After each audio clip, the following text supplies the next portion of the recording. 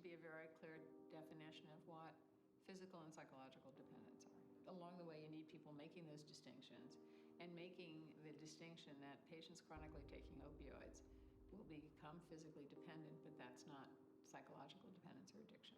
And that when patients with cancer who are taking opioids withdraw from their medications, that doesn't mean that they're addicts. That means that they're in withdrawal because they're physically dependent.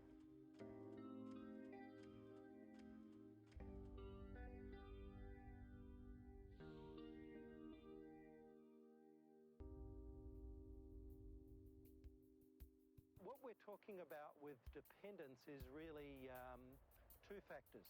One is physiological, where the body says we actually have to have this medicine on board.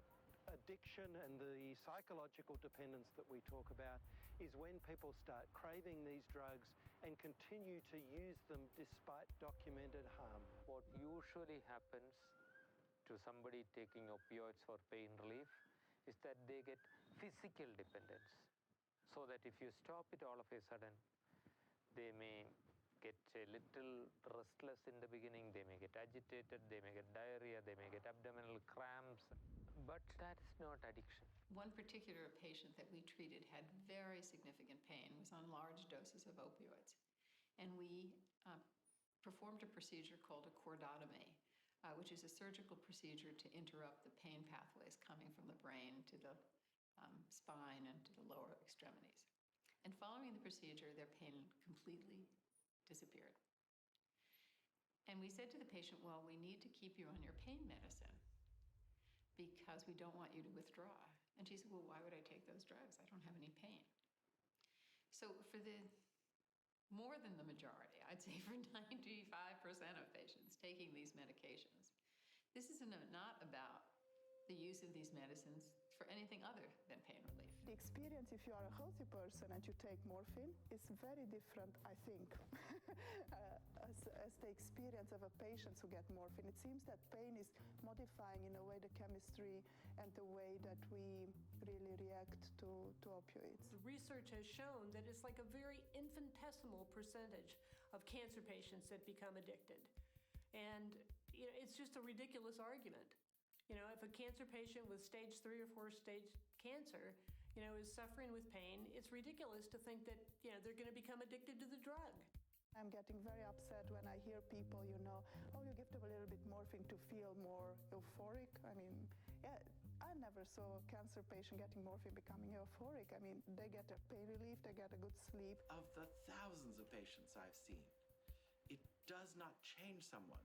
If it works to control their pain, they're happy, they're symptom-free, they're also adverse effect-free. If it doesn't work for their pain, they stop taking it. If their pain gets better, they stop taking it. It does not have this magical power to change someone. There's a difference between being physically dependent and being addicted. And I'll often use an analogy of another medication that we prescribe. It's called a beta blocker. It's a medicine that we use for high blood pressure. And it turns out when you're on a beta blocker, if you were to stop it cold turkey, you would go into withdrawal from that beta blocker.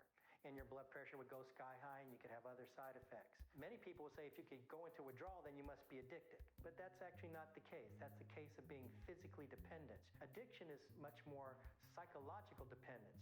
You crave and you need the substance. I always tell patients, I don't think you've ever seen people on the street corner prostituting themselves to get a beta blocker for blood pressure. So just because you can get physically dependent on a medicine does not mean you're addicted to it. So everybody who's on an opioid for any period of time will become physically dependent, and I tell people that. You can't stop it, you have to taper it off, but that has nothing to do with psychological dependence or addiction.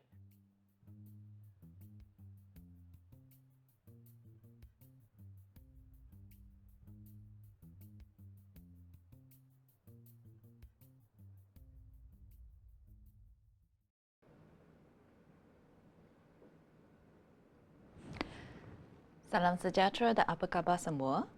Nama saya Dr. Ng Woon Fang. Saya ialah seorang pakar perubatan palliative care specialist yang sering memberi rawatan sokongan kepada pesakit kanser. Banyak pesakit kanser saya hidup dalam keseksaan. Ini adalah kerana sakit kanser kadang-kadangnya adalah sangat teruk dan boleh mengganggu kualiti hidup yang baik. Marilah kita semua sama-sama mengenali fakta dan mitos morfin pada sesi Sembang Sehat IKN ini. Jika anda mendengar perkataan morfin, adakah sama seperti konsep dengan pesakit yang dalam gambaran ini? Mereka sering fikir morfin itu dadah. Senario ini sering berlaku dalam kita punya clinical setting, iaitu kalau doktor ingin memulakan ubat morfin untuk mengurangkan gejala sakit dan susah nafas, sakit kanser, pesakit asyik bertanya-tanya, adakah saya akan ketagih dengan morfin? Adakah doktor bagi ubat morfin bermakna penyakitnya sudah jadi teruk? Adakah pesakit sudah jadi nazak? Ya, doktor bagi morfin, adakah sebab doktor sudah tidak boleh buat apa-apa lagi untuk membantu melegakan penyakit pesakit tersebut? Di sini, saya sediakan 8 soal jawab lazim mengenai morfin. Kita lihat fakta pertama. Soalannya ialah kalau pesakit mengambil morfin, bermaknanya pesakit telah nazak. Jawapannya ialah tidak. Kami sering menggunakan ubatan opioid yang kuat seperti ubat morfin. Ini tidak akan memendekkan atau memanjangkan jangka hayat seseorang pesakit. Dengan kajian yang kukuh, morfin memang boleh digunakan dan berkesan untuk mengurangkan gejala kanser seperti kesakitan atau susah nafas di semua peringkat penyakit, tidak kira tahap kanser itu tahap 1, tahap 2, tahap 3 atau tahap 4. Soalan kedua, mengapa pesakit memerlukan morfin? Marilah kita lihat indication untuk memulakan ubat morfin. Bayangkan seorang pesakit kanser. Mereka sering hidup dalam sepanjang hari dengan kesakitan, kesesakan nafas atau batuk yang berterusan. Semua gejala ini memang boleh mengganggu kualiti hidup dan merosotkan ketenangan emosi serta rohani pesakit. Ubatan opioid seperti morfin memang boleh digunakan untuk meringankan gejala seperti di atas.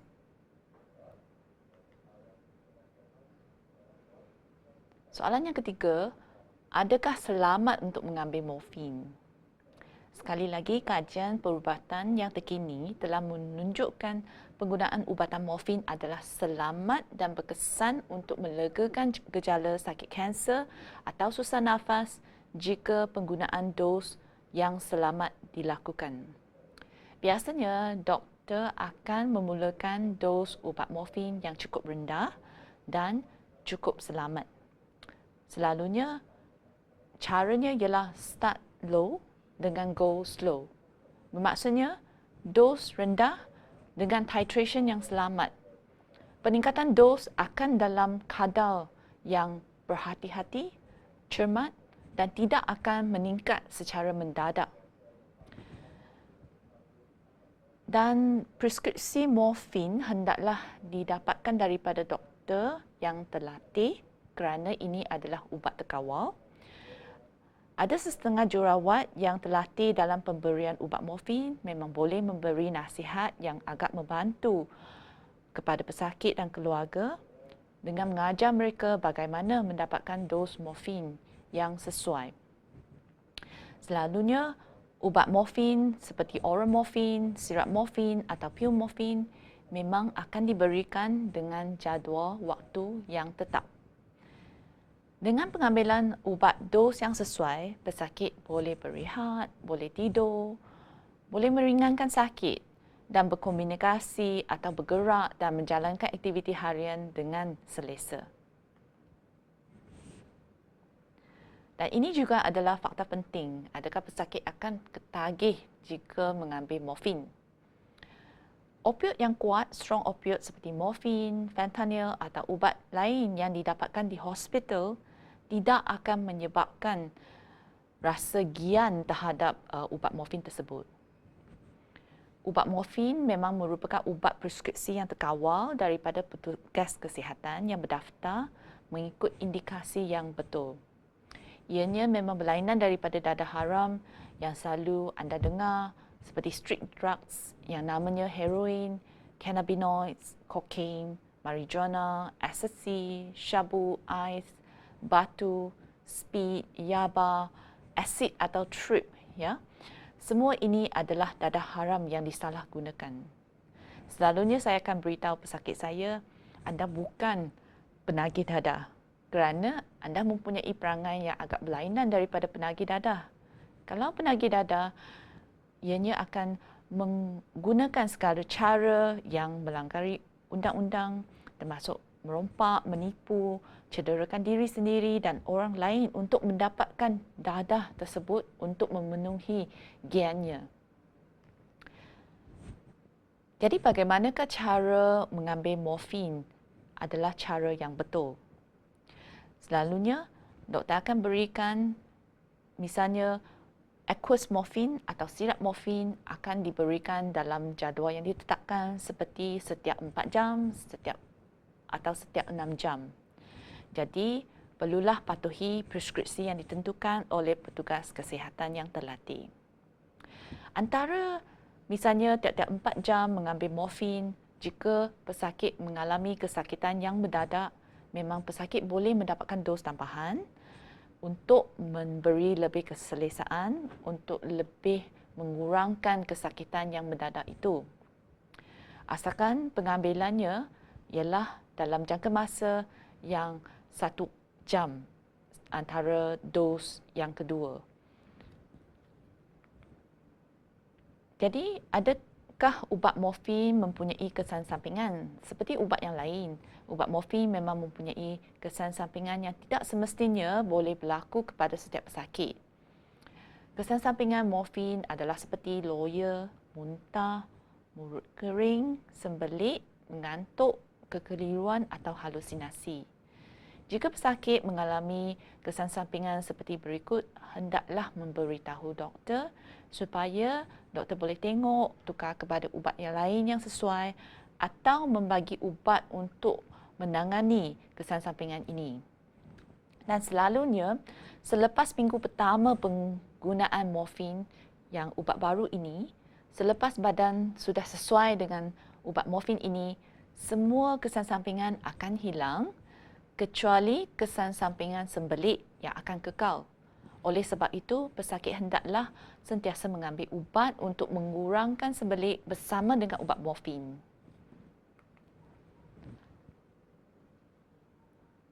Selalunya, doktor akan memberikan oral morfin atau ubat menelan, ubat dalam bentuk pil atau bentuk sirap morfin. Jika pesakit boleh makan, boleh telan ubat. Tetapi, jika berlaku atas sebab-sebab tertentu seperti penyakitnya sudah jadi teruk, pesakit sudah tidak boleh telan atau pesakit sudah jadi tidak sedar, terdapat ubat pilihan strong opioids yang lain seperti fentanyl, oxycodone, methadone, buprenorphine dengan ketamin. Semua ubat memang boleh didapatkan di hospital. Semua ubat adalah cukup sama kesan dengan ubat morfin, iaitu mereka semua merupakan senarai ubat strong opioid. Semua ubat yang saya sebut tadi memang boleh dapat dalam bentuk suntikan atau ubat tampau, ubat transdermal patch atau penyerapan melalui mukosa, iaitu ubat diletakkan di dalam mukosa mulut, penyerapan ubat akan serap dalam badan. Jadi banyaklah pilihan, ya. Kalau pesakit tidak sesuai dengan mengambil ubat oral morfin, beritahu doktor. Doktor boleh tukar kepada semua jenis cara pengambilan ubat opioid yang lain supaya pesakit tidak hidup dalam keseksaan sakit dengan gejala kanser yang lain. Jadi apakah maklumat yang boleh membantu dengan pemberian morfin yang lebih berkesan?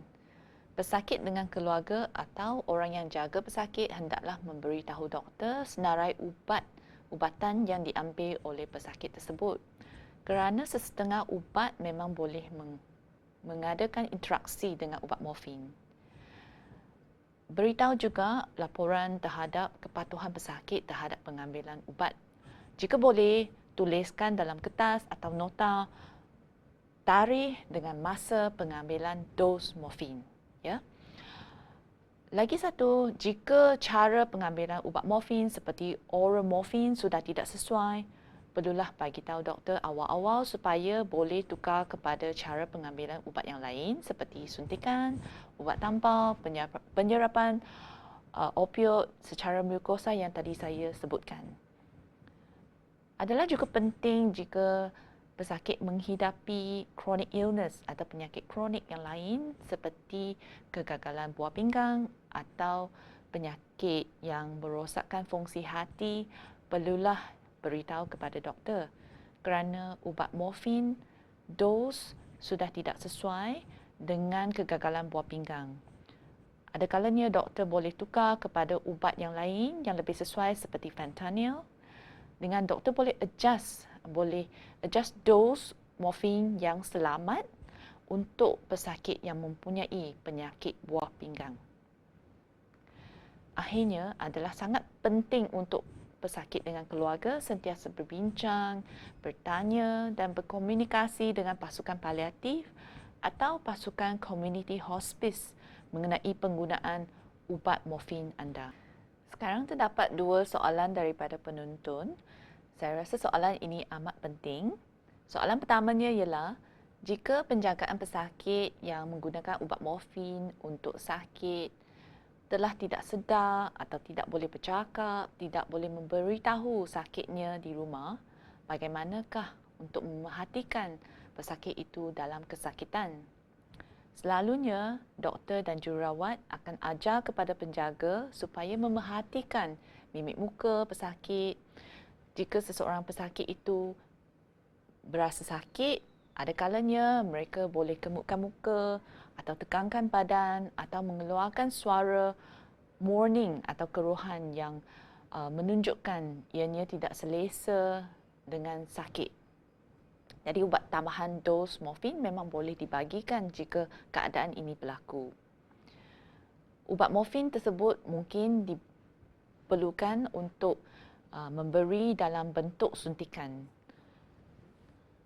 Jika untuk pesakit yang memang boleh bercakap, memang boleh memberitahu tahap sakitnya, selalu kita akan ajar pesakit memberitahu sakitnya dalam skala numerical scale rating. Bermaksudnya, saya akan menunjukkan skala 0 hingga ke 10. 0 bermakna tidak ada sakit langsung. Satunya ialah sakitnya sangat ringan. 10 ialah sakit yang sangat-sangat teruk. Bayangkan, pesakit boleh bagi daripada nombor 1 hingga 4 jika mengalami skala atau tahap sakit yang agak ringan. Selalunya nombor 5 hingga nombor 6 ialah tahap yang sederhana. Tetapi jika pesakit melaporkan tahap sakit yang nombornya 7, 8, 9, 10 bermaksudnya sakitnya sangat-sangat teruk. Soalan yang keduanya ialah, perlukah kita hentikan morfin jika pesakit sudah tidak boleh bercakap, sudah tidak sedar? Jawapannya ialah jangan hentikan ubat morfin kerana stimulasi sakitnya memang ada disebabkan oleh kanser tersebut. Jika kita hentikan ubat morfin secara mendadak, pesakit mungkin akan mengalami kesakitan yang tiba-tiba. Jadi perlulah teruskan ubatan opioid atau ubat morfin mungkin dalam bentuk tampal atau bentuk suntikan atau cara pemberian ubat morfin yang lain. Terdapat satu soalan dalam bahasa English. Izinkan saya jawab dalam bahasa English. The question is morphine and other opioids widely available in our Malaysian healthcare system? The answer is yes. Morphine is widely available in most of the government hospital and also the healthcare clinic. All this, even though it is a controlled drug, but pain is actually a fifth vital signs, and to get access to medication to relieve pain is the right of every patient and every human being. I would like to stress here, in conjunction with World Hospice Palliative Care Day on the 9th of October this year, our slogan is "Leave no one behind." So it's very important for all of us, every one of us here, to dissolve our myth about morphine, to really get educated and trained in how to provide a good morphine dose, a morphine which is safe and also effective in improve quality of life for our patient. So I would like to encourage everyone, if you encounter any problem, any questions, please get in touch with your palliative care team or hospice community care team, which is easily available near your place. Sekian, terima kasih.